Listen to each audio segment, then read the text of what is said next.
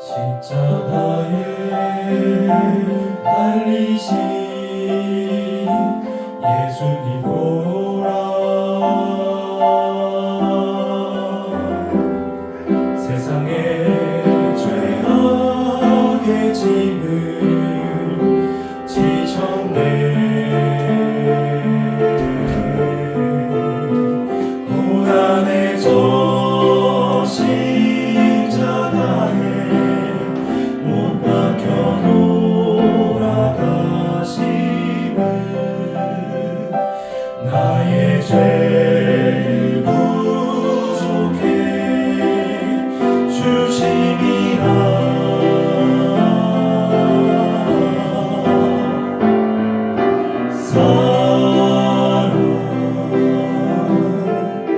주의 보혈 있는 그곳에 희망이 있다네.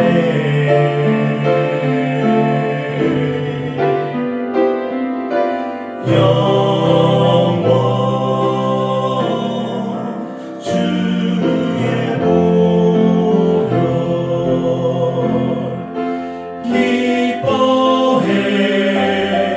나 오늘 구원 받았네.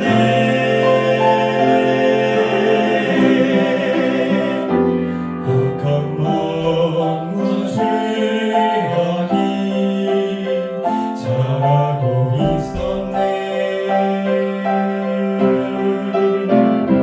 세상 슬픔 고통 사망 상이 됐네. 주님의 십자가에 우리 죄를 씻어내. 용서의 소치지 죄의 속박 풀었네.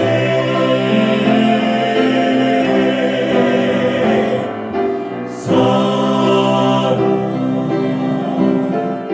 주의 보혈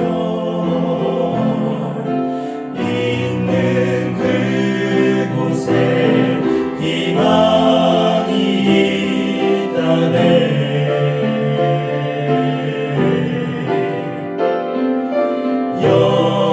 영원 주의 보혈 기뻐해. 나 오늘 구원 받았네.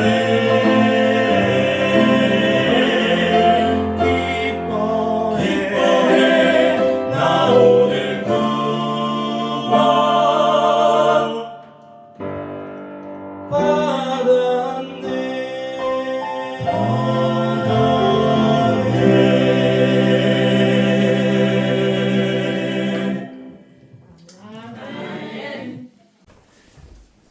젊은 분들의 힘있는 찬양이 마음에 울림을 줍니다. 참 감동 있는 찬양을 인하여 참 마음에 기쁨이 있고 감사를 드립니다. 오늘은 제목이 좀 센 제목입니다. 성도를 저주하는 일. 오늘은 성도를 저주하는 일에 대해서 어떤 것인지 그 제목으로 말씀을 드리려고 합니다. 먼저 본문의 말씀 창세기 12장 1절 3절의 말씀을 봉독하겠습니다. 여호와께서 아브라함에게 이르시되 너는 너의 본토 친척 아비 집을 떠나 내가 내게 지시할 땅으로 가라. 3절입니다. 너를 축복하는 자에게는 내가 복을 내리고 너를 저주하는 자에게는 내가 저주를 내리니 땅의 모든 족속이 너를 인하여 복을 얻을 것이니라 하신지라. 하나님의 부르심을 받는 일은 엄청난 일입니다. 하나님의 지시하심을 따라가는 일은 참 귀한 일입니다. 희생이 요구되고 손실이 요구되는 것처럼 보일지라도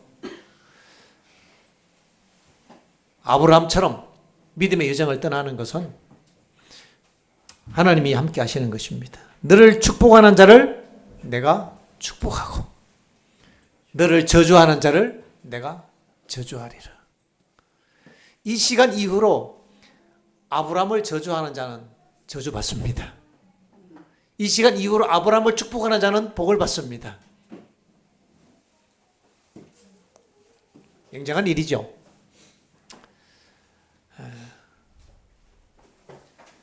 어느 한 분이 이제 교회를 나오게 되었습니다.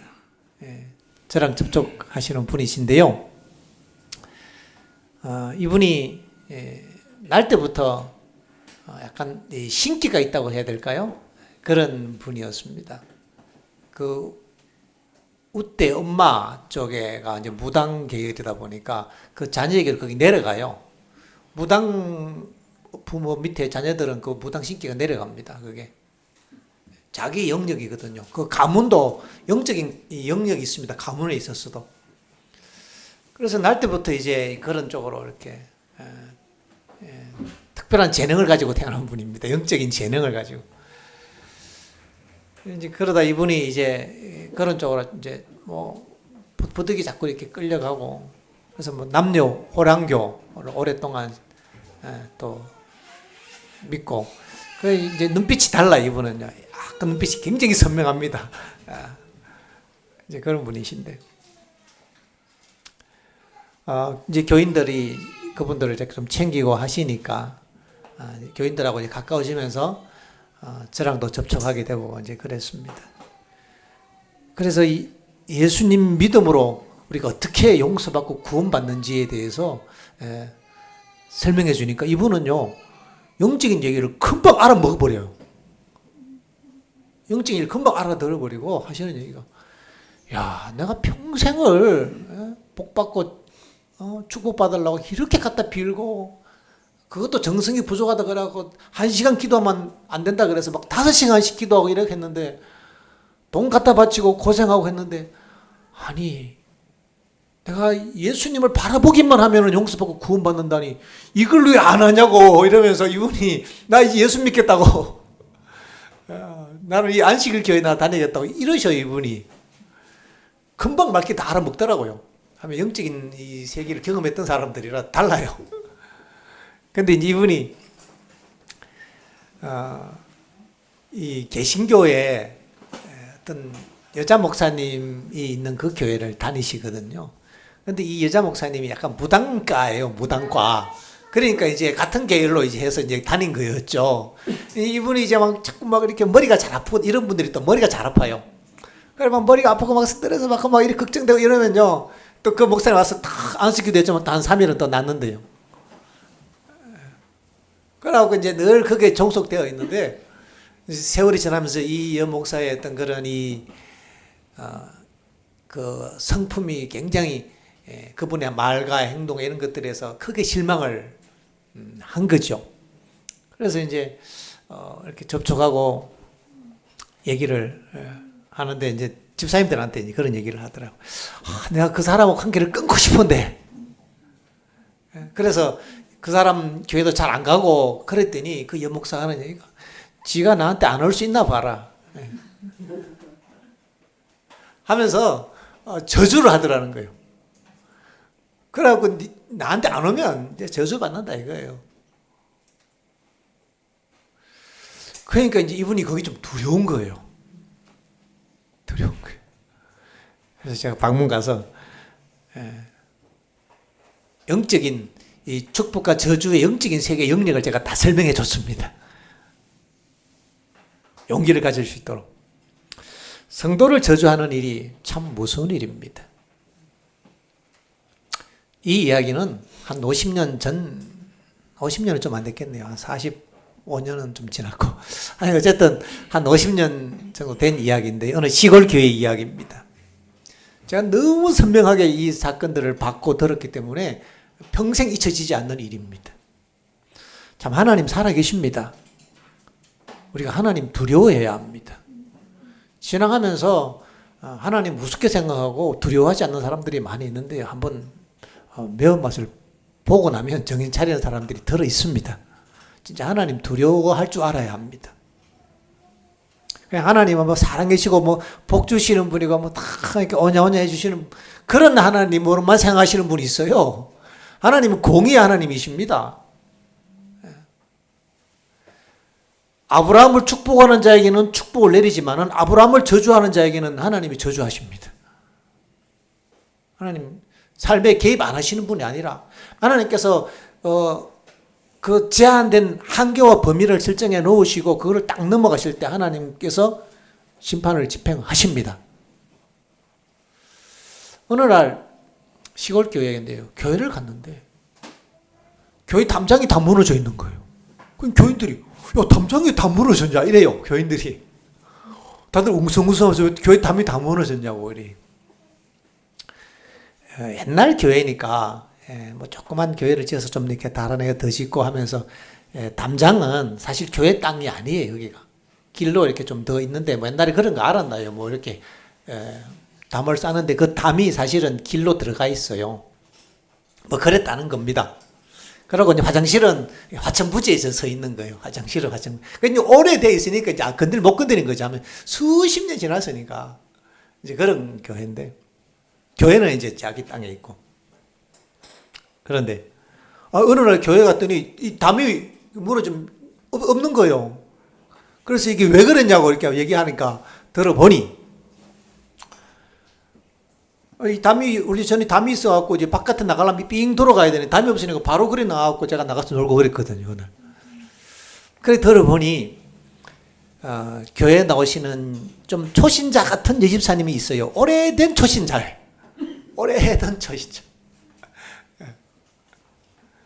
그 남편은 교회를 안 다니시고.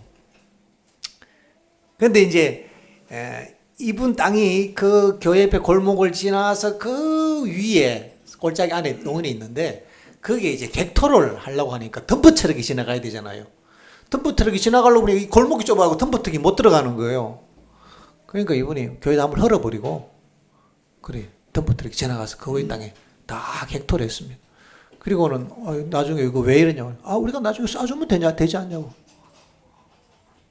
우리가 싸주면 되지 않냐고 이래. 그리고는 교회 담을 헐고 거리로 덤프트럭이 올라가서 그 객토를 한 거예요. 논을.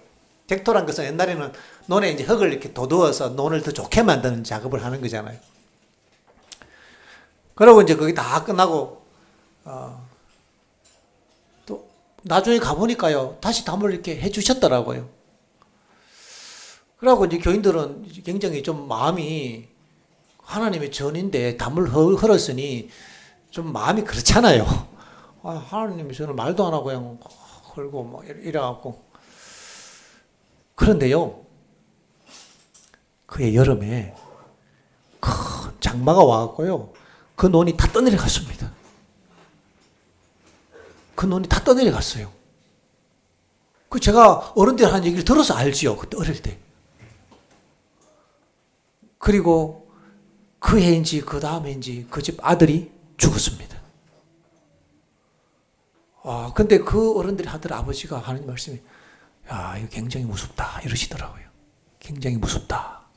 그러니까 어릴 때 들어가고 굉장히 제 강하게 각인시키고 제 눈을 봤으니까, 야, 하나님을 두려워할 줄 알아야 되는구나. 하나님 살아계신 줄 알면은 함부로 그렇게 할 수 없지요. 그냥 교회는 다녀도, 물론 그 남편이 했겠지만은, 교회는 다녀도,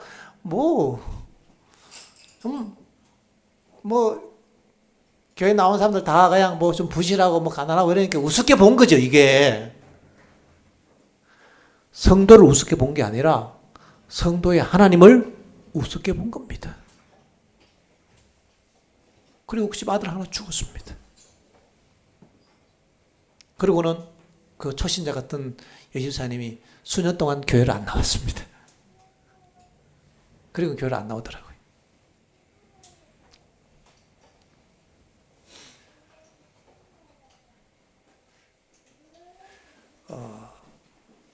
하나님께서는 그렇게 말씀하십니다. 너를 축복하는 자에게는 내가 복을 내리고 너를 저주하는 자에게는 내가 저주하리라. 우리는 성도들을 축복해야 합니다. 내 마음에 안 들어도 축복하셔야 합니다. 내 마음에 안 든다고 저주하면 그 저주가 나에게로 돌아옵니다. 내 마음에 안 들어도 그 성도를 축복하면 그 축복이 또 나에게 돌아옵니다. 이게 성경의 법칙이죠. 발람 선지자가 있었습니다. 그가 원래는 참 선지자였는데 나중에 가짜 선지자가 됩니다. 그가 구원을 포기해버렸잖아요. 이 발람 선지자가요, 이스라엘 백성들이 좀 못마땅했습니다. 뭐 이상한 뜨돌이 부족들이 와갖고 자꾸 뭐 다른 민족들 괴롭힌다는 소문을 듣고 발람이 내가 가서 내가 여호와 이름으로 저주해야지 이런 생각을 했거든요. 발락 왕이 보내갖고 많은 재물을 준다고 하니까 너무 하고 싶었습니다. 근데 하나님께서 너 이스라엘을 저주하지 마라, 축복해라 경고를 줍니다. 그런데도 기어이 갑니다. 가서 그가 틈만 있으면은 저주 한마디 하고 한 몫을 챙기려고 갔는데 하나님께서 허락지 않으시는 겁니다. 자, 그런데요, 이 이스라엘 백성들이 어떤 민족이에요? 광야에서 날마다 불평하고 날마다 원망하고 금송아지 만들고 이런 민족 아니에요. 그런데 하나님께서 이 이스라엘 향하여 저주하려고 할 때 하나님께서 막으십니다. 그래서 결국 발람은 배도자가 되어서 그 미디안 전쟁에서 결국 그가 비참하게 죽습니다. 예수님께서 말씀하시기를 여기 있는 지극히 작은 자 중에 하나에게 한 것이 곧 나에게 한 것이니라. 세상 사람들이 우습게 보는 힘도 없고 별로 권력도 없고 가진 것도 별로 없는 그 연약한 한 사람 우습게 보고 하는 그 모든 저주가 하나님께서는 내 눈동자를 범하는 것이라고 말씀을 하신다는 겁니다. 이 얘기가 그저 성경상에 있는 전설과 같은 신화와 같은 이야기가 아니고 이게 오늘날 현실에도 하나님 살아계시고 하나님 역사하십니다. 우리가 하나님 두려워할 줄 알아야 합니다. 그리고 그 하나님 신뢰할 줄 알고 그 하나님의 보호의 울타리 속에 있다는 것이 얼마나 감사한 일인지 우리가 알아야 합니다. 하나님 믿는 거 이거 보통 일이 아닙니다. 그냥 우리가 이런 일들이 뜸하니까 뭐 그거는 옛날이나 있는 얘기지 우리 현실 속에서는 하나님이 그렇게 개입 안 하시지 라고 생각하는 것은 하나님을 만홀히 여기는 겁니다. 그렇게 행하는데도 한 범위가 있습니다. 그 범위를 넘어갈 때에 하나님께서 손을 들어서 책망하십니다. 우리가 아브라함 이야기를 지금 하고 있는데요. 아브라함 보면 아브라함이 이렇게 하나님께로 부름받아 나온 사람인데도 보면 믿음이 없을 때가 있어요. 분명히 하나님께서 이 가나안 땅을 내가 너에게 주리라고 했는데 가나안 땅에 흉년이 들자마자 아이고 이게 못 살겠다고 애굽으로 내려가잖아요. 조금만 어려움이 있으니까 이제 살 길 찾아서 가는 겁니다. 애굽으로. 그런데 아브라함이 가만히 생각해 보니까 사라가 너무 이쁜 거예요. 사람이 적당히 예뻐야지 또 너무 예뻐도 이게 또 문제예요. 모두 우리가 적당한 건 감사합니다. 너무 부자돼도 곤란합니다. 너무 잘나도 문제고요. 우리가 적당하게 먹고 산 거, 입을 거 먹고 마시는데 부족함이 없고 그만하면 우리가 감사할 줄 알아야 됩니다.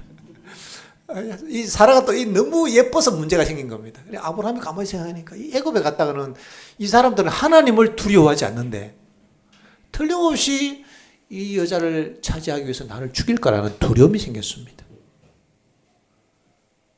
그런데 하나님께서 내가 너로 큰 민족을 이루겠다고 약속해 줬잖아요. 그 약속에 대한 믿음이 흔들린 거예요. 두려움이 앞서는 것입니다. 그래서 작전을 짰습니다. 당신이 사실은 내 사촌 동생이잖아. 그러니 어디 가서 누가 물으면 우리 오빠라고 해달라고. 그래야지 나를 안 죽이지 않을 거냐고 이렇게 작전을 잘 세웠습니다. 현명하게 작전을 짠다고 짰습니다. 근데 이 작전이 먹힌 거예요. 진짜 갔더니 애국이 뒤집어진 겁니다. 절세민이 클레오파트라가 나타났다 이래 된 거죠. 그때는 클레오파트가 없었지만. 이래갖고요, 왕실에까지 소문이 돌면서 이 왕이 심장이 뛰는 거예요. 아니, 그렇게 미인이 있다고? 이러면서.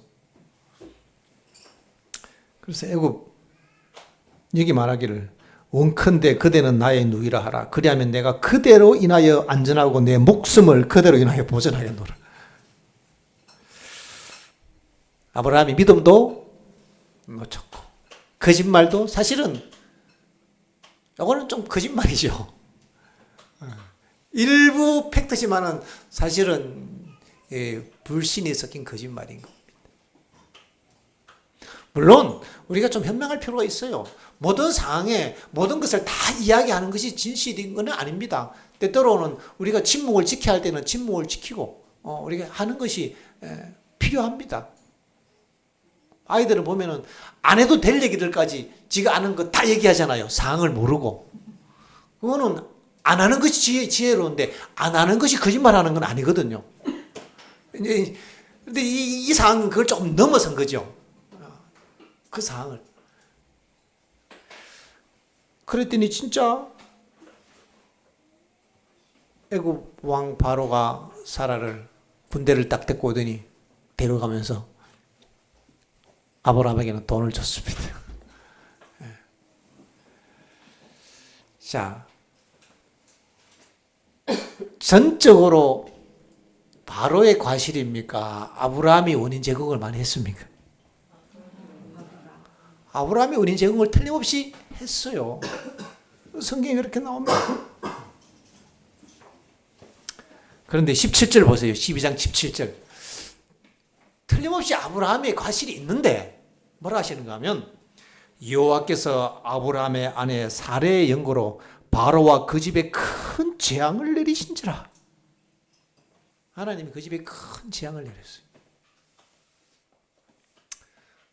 우리가 때로는 믿음이 연약하고 때로는 실수도 하고 하지만은 아브라함처럼 갈 바를 알지 못하고 믿음을 따라서 내가 하나님 백성이 되겠다고 내가 말씀대로 한번 살아보겠다고 그 길을 따라 나서는 것은요 굉장히 축복된 길입니다.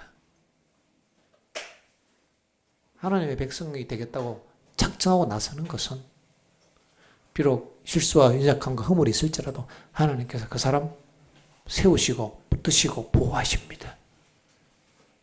우리가 하나님의 자녀의 길을 우리가 담대하게 나갔으면 좋겠습니다. 일이 여기서 끝나지 않습니다. 한 번 해서 매운맛 봤으면 정신 차려야 되는데요. 창세기 20장 가면은 또 그 얘기 또 나옵니다. 우리가 잘 아는 얘기죠. 창세기 20장에 가면요. 이번에는 그랄 왕 아비멜렉이 이제 똑같은 이 이유를 가지고 똑같은 상황 때문에 사라를 또 데리고 갑니다.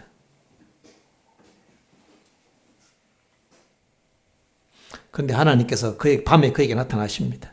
그 밤에 하나님이 아비멜렉에게 현몽하시고 그에게 이르시되 내가 취한 이 여인을 인하여 내가 죽으리라. 내가 죽으리라. 그가 남의 아내임이니라. 그러니까 아비멜렉이 하나님 나는 그가 남의 아내인 줄 몰랐습니다. 이렇게 변명하는 거예요. 그러니까 하나님께서 그래 네가 순진한 마음으로 했는 거 내가 안다. 그래서 내가 너를 아직 죽이지 않고 이렇게 너에게 나타났다. 이렇게 하십니다. 그리고 아비멜렉이 그의 아내를 돌려보냈을 때 비로소 그 집에 닫았던 모든 태를 하나님께 다시 열어주십니다.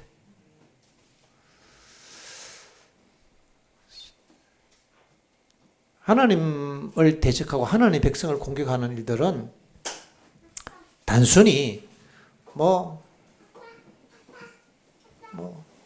내가 좀 손해보더라도 한번 해보자.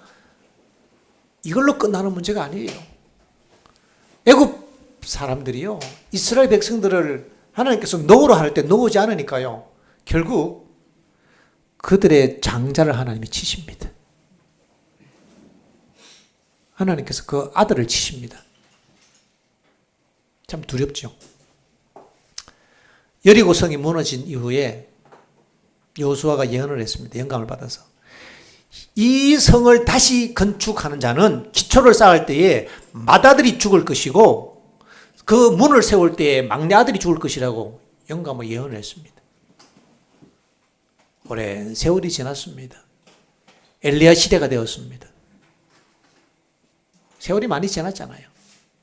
엘리야 시대가 되었는데 베델 사람 히엘이라는 사람이 굉장히 재력가고 권력가입니다.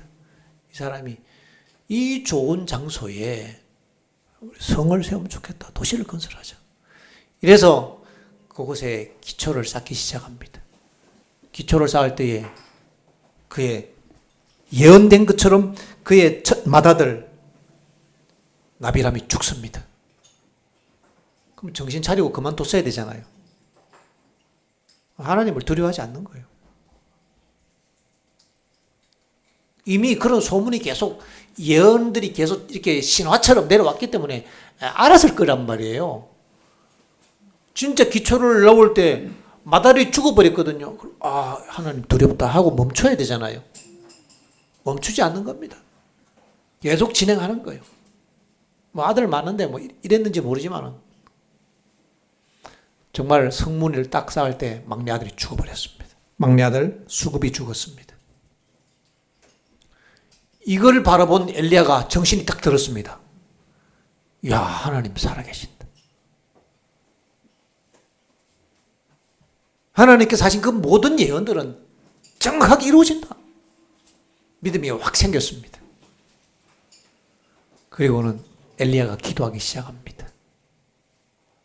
하나님, 이 백성이 하나님을 떠나서 우상 숭배하고 바알을 섬기고 이 패역한 백성, 하나님 이 백성이 하나님 떠나면 하나님께서 비를 내리지 않고 하늘을 녹같이 한다고 하셨는데 하나님 그 예언처럼 비를 내리지 마십시오.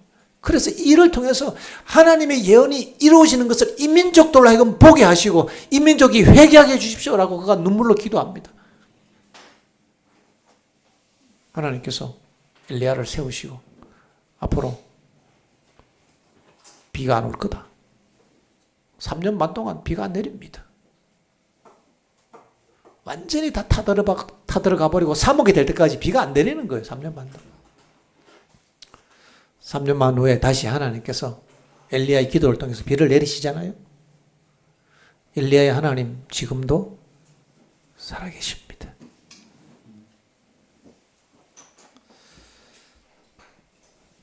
성도가 되는 일은 참 귀한 일입니다. 갈라디아 3장에 있는 말씀을 보겠습니다. 갈라디아서 3장 26절입니다. 하나님께서 분명히 아브라함과 그의 자손에게 대해서는 그를 축복하는 자는 축복하고 그를 저주하는 자는 저주한다고 했으니까 우리가 아브라함의 자손이 되면은 그 축복의 울타리 속으로 들어가는 것입니다. 확실합니까? 우리가 어떻게 하면 아브라함의 자손이 되냐 이거예요. 갈라디아서에 거기에 대해서 자세하게 명쾌하게 대답을 주고 있습니다. 너희가 다 믿음으로 말미암아 그리스도 예수 안에서 하나님의 아들이 되었으니 믿음으로 하나님의 아들이 되는 것입니다. 29절 너희가 그리스도께 속한 자면 아브라함의 자손이요 약속대로 유업을 이을 자니라. 이 말씀 신약시대에 여전히 유효한 하나님의 말씀입니다.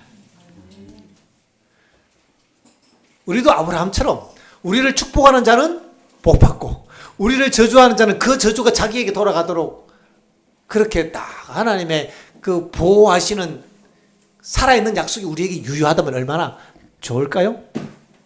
그런데 그렇게 되는 방법이 성경에 분명하게 있습니다. 그것은 뭔가 하면 예수님을 믿음으로 말미암아 그리스도 안에 거하면 하나님의 자녀가 되고, 예수님께 속하면 아브라함의 자손이 된다는 것입니다.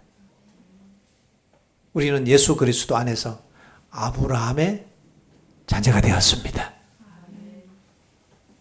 믿음으로, 예수님을 믿음으로. 비록 우리가 이스라엘처럼 조금만 어려움이 있어도 애굽으로 돌아가려고 그러고, 조금만 위급한 일이 있으면 타협하고 불평하고 하는 그 이스라엘 백성 같은 연약한 모습이 있을지라도 발람이 그를 저주하려고 할 때 하나님께서 발람을 혼내십니다.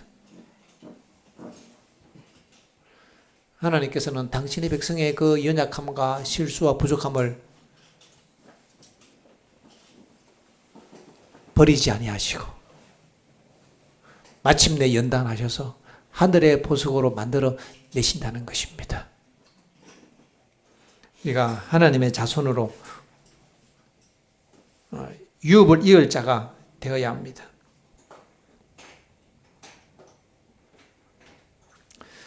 갈라디아 4장에 보면 이어지는 말씀에 율법 아래에 있는 자들을 4장 5절 율법 아래에 있는 자들을 속량하시고 우리로 아들의 명분을 얻게 하심이라. 너희가 아들인 고로 하나님이 그 아들의 영을 우리 마음 가운데 보내사 아바 아버지로 부르게 하셨느니라. 그러므로 내가 이후로는 종이 아니요 아들이니 아들이면 하나님으로 말미암아 유업을 이을 자니라. 우리가 예수님 안에서 예수님을 영접하면 요한복음 1장 12절 영접하는 자, 곧 그 아들을 믿는 자에게는 하나님의 자녀, 하나님의 아들, 딸이 되는 근세를 주셨다고 했습니다. 나를 위하여 십자가에 달리시고 나의 모든 죄를 지고 가신 그 예수님, 그분을 나의 개인의 구주로 우리는 바라보고 믿고 붙들어야 합니다. 오늘 안식일이 기독교에서 예수님 십자가 고난 주간으로 알려져 있는 주간입니다. 정확한 날짜는 이미 시대가 다르기 때문에 우리가 알지 못하겠지만 이 시즌에 예수님이 금요일날 십자가에 돌아가시고 무덤에서 보내셨던 그 안식일입니다. 시즌이 그렇습니다. 그리고 안식 지나고 안식 후 첫날 부활하신 그날입니다. 우리가 이 봄, 이 십자가 고난 시즌을 맞을 때마다 우리를 위하여 우리의 모든 죄를 지어 가신 그분의 속죄와 그분의 희생과 그분의 구속을 우리가 믿음으로 바라봐야 합니다. 그분이 나를 위하여 내 모든 죄값을 갚으시고 나의 구원자가 되신다는 것을 우리가 굳게 붙잡고 나는 이제 예수님 믿음으로 그 피로 내 죄를 씻고 내가 하나님 자녀로 살겠다고 결심하고 따라 나서면 우리는 아브라함의 자손이 되는 겁니다. 그리스도의 보혈의 공로를 의지하는 그 사람을 아무도 해칠 수가 없습니다. 때로는 하나님께서 제한하시는 범위 안에서 우리를 연단하시기 위하여 때로는 고난과 시련도 허락하십니다. 하나님께서 꼭 필요하기 때문에 그 과정을 통해서 우리의 믿음이 연단되는 거죠. 그러나 하나님께서 정하신 그 범위를 넘어갈 때는 하나님께서 개입하십니다. 하나님께서 정하신 범위 안에서는 우리가 감사하며 그냥 의연하게 받아들일 수 있는 믿음을 가져야 합니다. 왜냐하면 하나님이 허락하셨는데 어떻게 하겠어요? 감사함으로 받아들여야죠.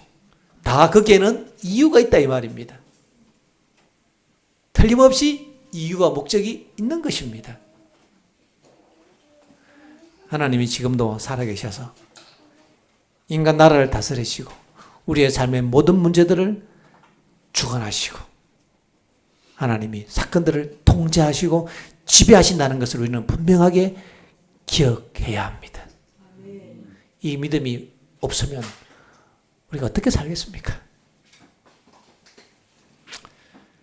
우리는 야곱 이야기를 참 좋아합니다. 왜냐하면 야곱이 우리랑 비슷하기 때문이죠. 참 야곱은 수단이 빠른 사람입니다.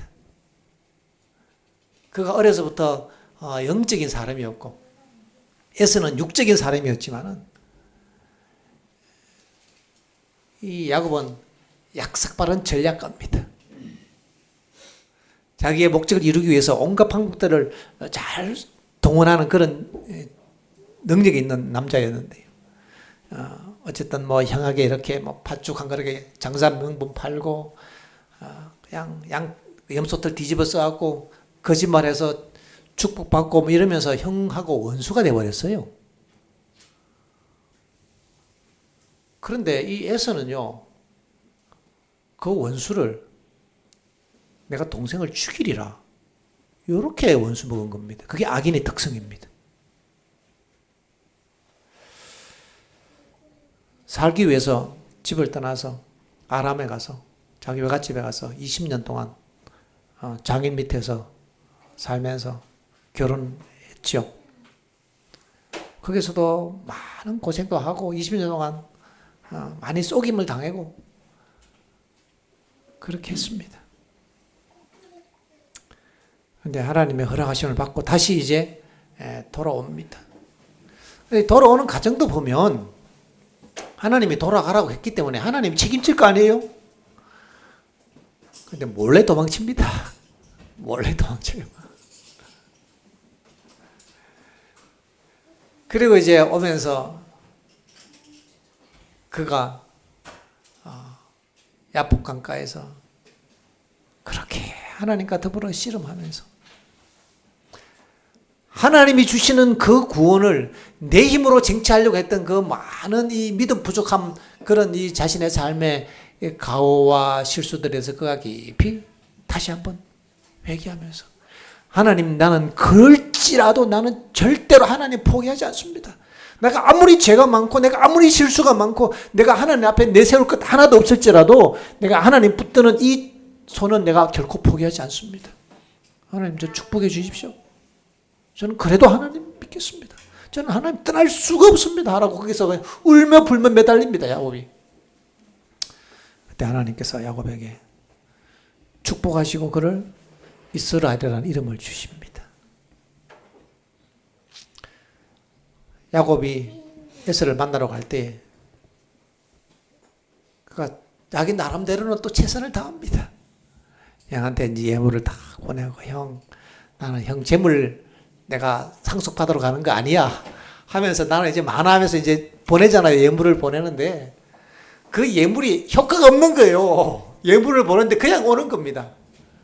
근데 그날 밤에 하나님께서 에서의 꿈에 나타나셔서 그 모든 상황을 보여주시면서 야곱 손대면 죽는다 이래 된 겁니다.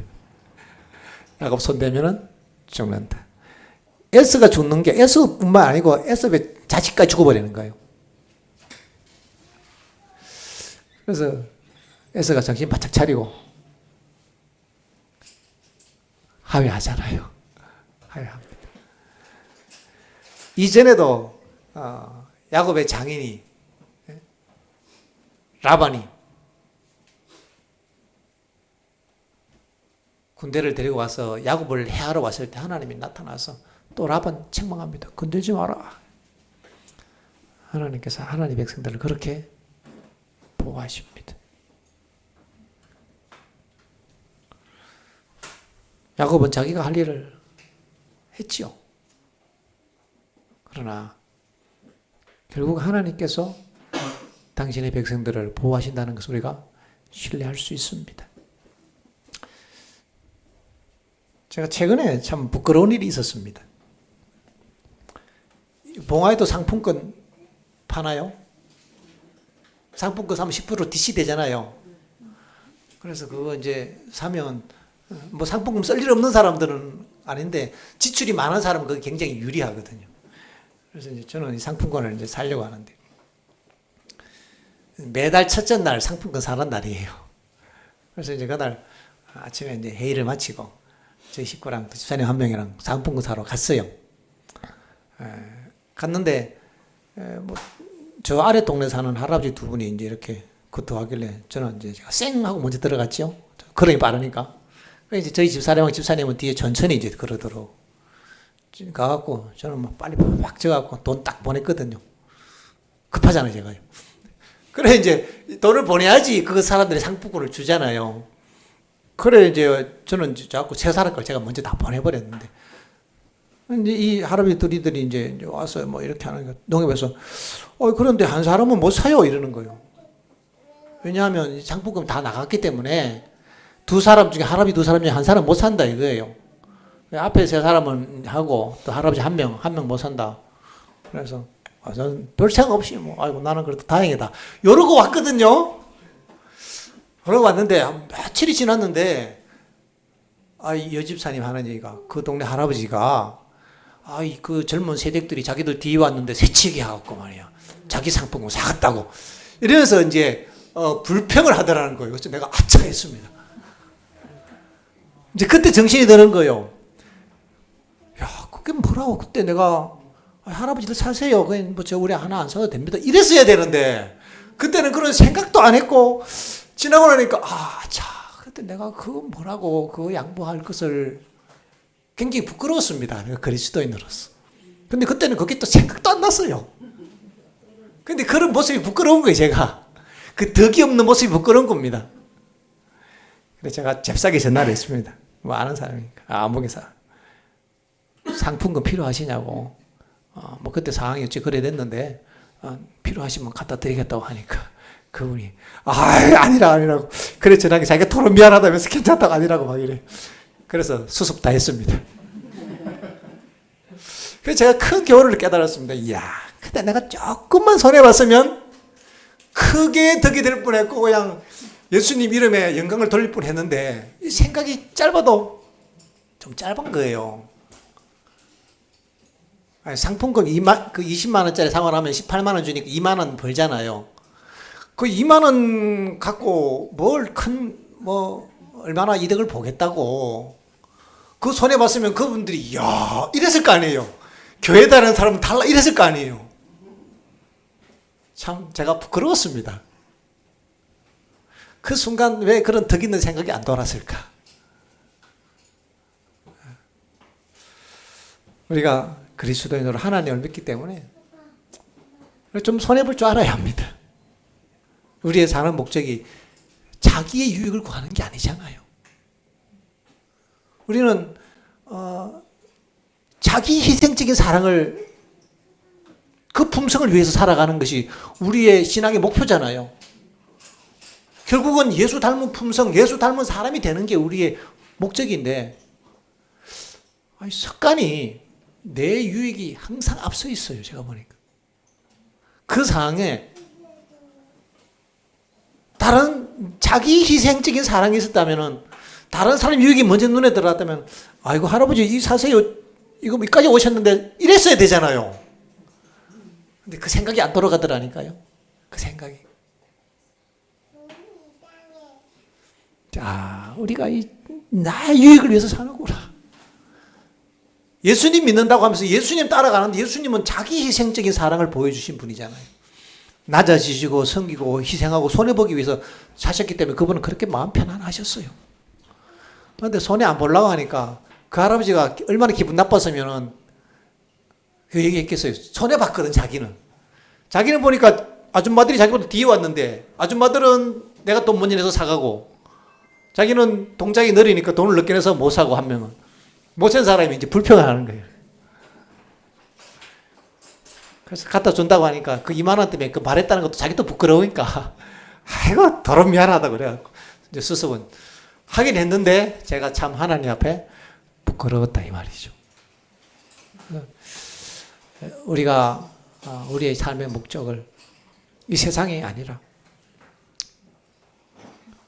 하나님의 품성을 배우고 우리 안에 내 유익과 내 이익을 위하여 살아가는 그 내 자존심과 그 알량한 자존심 그거 뭐 하려고 하는지 물론 우리 사람에 따라서 그 자존심의 문제가 좀 이렇게 강약이 있는 사람 다 달라요. 사람들마다 이 시험의 분야가 다 다릅니다. 어떤 사람은 자존심 가지고요 구원까지 포기하는 사람이 있어요. 그 루스벨입니다. 루스벨이 자존심 때문에 회개 안 했다 그랬거든요. 루스벨 되는 거예요. 아니 그 자존심이 그 뭐라고 한 번쯤 무시받으면 어때요? 예수님이 이 땅에 무시받으러 오셨잖아요. 무시받으러 오는데 그 무시받은 거 그거 못 견뎌갖고 막 해갖고 막 원수 맺어갖고 하면 그거 해결 못하면 막이 되는 겁니다. 막이. 우리는 이 땅에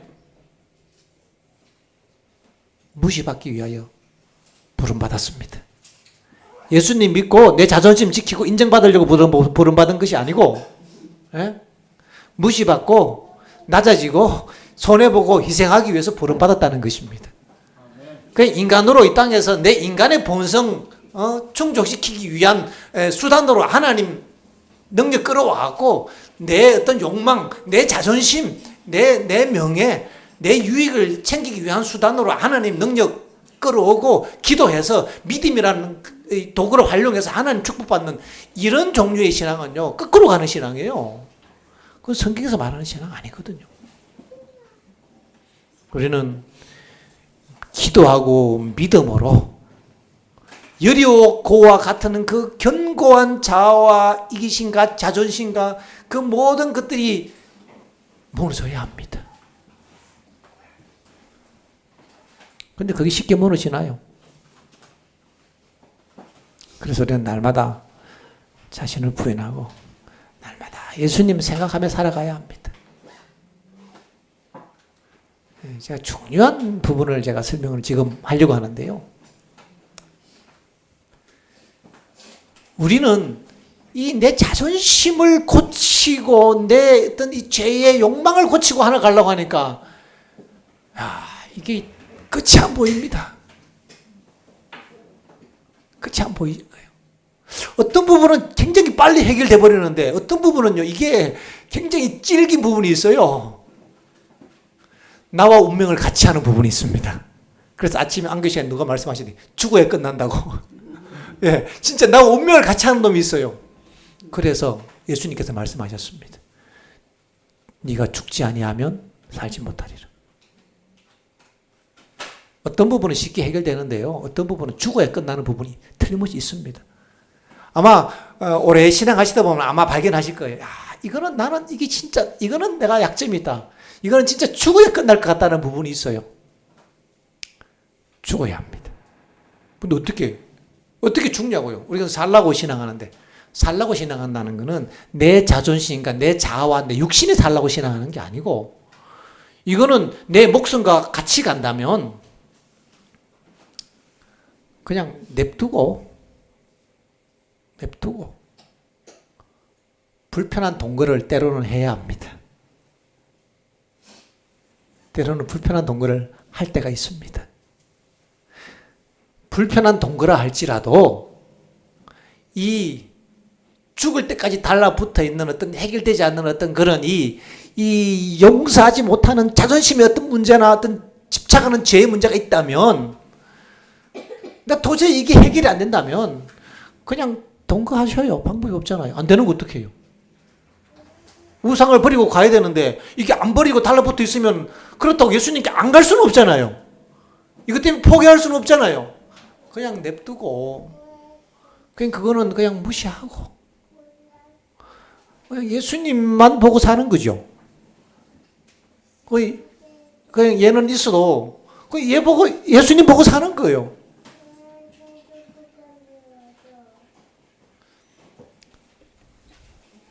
이스라엘 백성들이 그 견고한 여리고성을 도는 일은 참 황당한 일입니다. 세상에 그 견고한 성을 그냥 하루 한 바퀴씩 도는 거예요. 그냥 이렇게 아침에 나서 한 바퀴씩 돌고 나팔 불면서 한 바퀴 돌고 또 한 바퀴 돌고. 참 쓸모없는 일 아니에요? 쓸모없는 일을 하는 겁니다. 그런데 마침내 일곱째 날 하나님께서 그 성을 무너뜨리십니다. 때로는 우리가 그 도는 일들이 우리의 신앙이 쓸모없는 일처럼 보이고 우스꽝스러운 일처럼 보이고 이런다고 이것이 무너지나 싶을지 모르지만은 여리고 성을 봐서는 결코 무너지지 않습니다. 그 성을 돌라고 하신 하나님만 보고 가는 것입니다.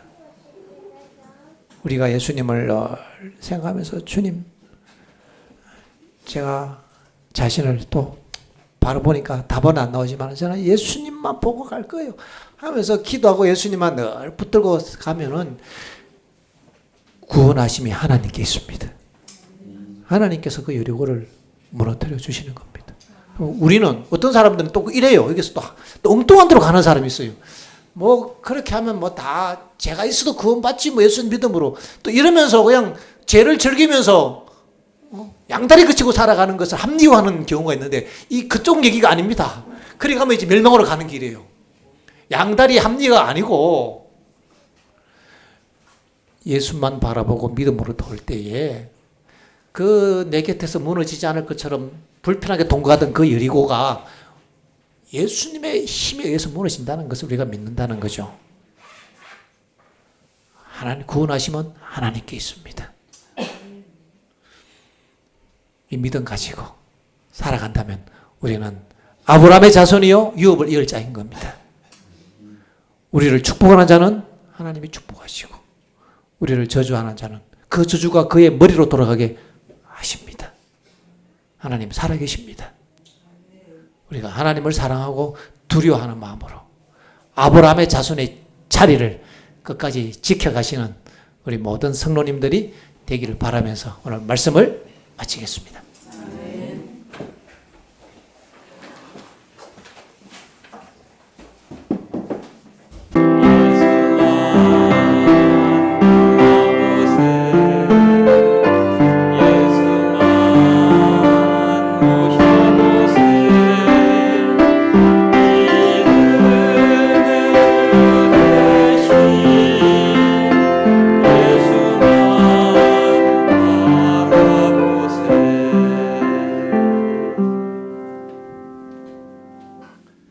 아버지 하나님, 예수님께서 가신 그 행복하고 구원의 길을 우리가 따라가기 위하여 예수님을 믿음으로 이 길을 나섰습니다. 저희를 하나님의 자녀로 불러주셨사오니 결코 포기하지 않거나 포기하거나 주저앉지 않도록 도와주시옵소서. 주님을 온전히 신뢰하고 바라봄으로 예수님 안에 있는 구원을 다 경험하게 도와주시옵소서. 이 세상 나라가 아니라 하나님의 나라를 구하기를 원합니다. 우리의 삶의 모든 목적과 방향이 예수 그리스도가 되게 하옵소서. 주님의 품성이 되게 하옵소서. 하나님의 평강과 보호하시는 능력이 우리 모든 성도들의 가정과 교회에 함께 하시고 또 모든 질병과 고통 중에 있는 우리 가족들에게도 하나님의 치료하시는 은혜가 함께하여 주옵소서. 예수님의 이름으로 기도합니다. 아멘.